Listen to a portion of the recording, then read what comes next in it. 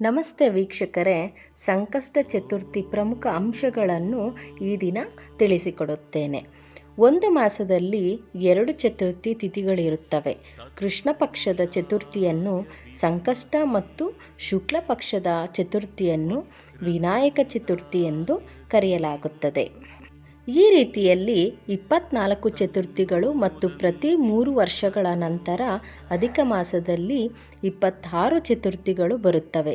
ಪ್ರತಿ ಚತುರ್ಥಿಯ ಮಹಿಮೆ ಮತ್ತು ಪ್ರಾಮುಖ್ಯತೆ ವಿಭಿನ್ನವಾಗಿರುತ್ತದೆ.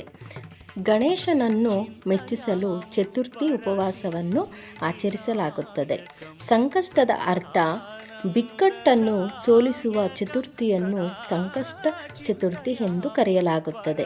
ಸಂಸ್ಕೃತ ಭಾಷೆಯಲ್ಲಿ ಸಂಕಷ್ಟ ಎಂಬ ಪದದ ಅರ್ಥ ಕಷ್ಟದ ಸಮಯಗಳಿಂದ ಮುಕ್ತಿ ನೀಡುವುದು ಎಂಬುದಾಗಿದೆ. ಯಾವುದೇ ರೀತಿಯ ದುಃಖವಿದ್ದರೂ ಅದನ್ನು ಹೋಗಲಾಡಿಸಲು ಈ ಚತುರ್ಥಿಯಂದು ವಿಧಿವತ್ತಾಗಿ ಉಪವಾಸವಿದ್ದು ಗೌರಿಯ ಪುತ್ರನಾದ ಗಣೇಶನನ್ನು ಪೂಜಿಸಬೇಕು.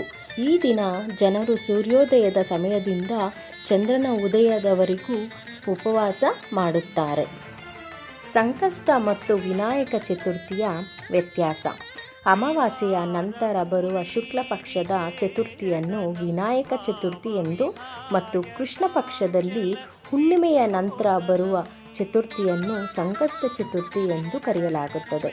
ಒಂದು ಚತುರ್ಥಿಯು ಹುಣ್ಣಿಮೆಯ ನಂತರ ಬಂದರೆ ಇನ್ನೊಂದು ಚತುರ್ಥಿಯು ಅಮಾವಾಸ್ಯೆಯ ನಂತರ ಬರುತ್ತದೆ.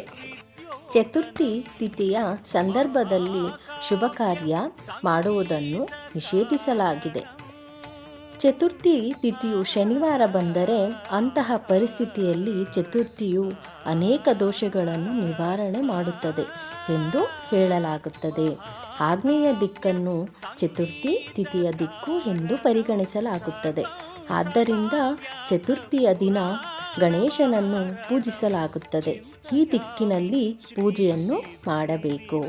ಸಂಕಷ್ಟ ಚತುರ್ಥಿ ಮಂತ್ರ: ವಕ್ರತುಂಡ ಮಹಾಕಾಯ ಸೂರ್ಯಕೋಟಿ ಸಮಪ್ರಭಾ ನಿರ್ವಿಘ್ನಂ ಕುರು ಮೇ ದೇವ ಸರ್ವಕಾರ್ಯೇಷು ಸರ್ವದಾ. ಧನ್ಯವಾದಗಳು.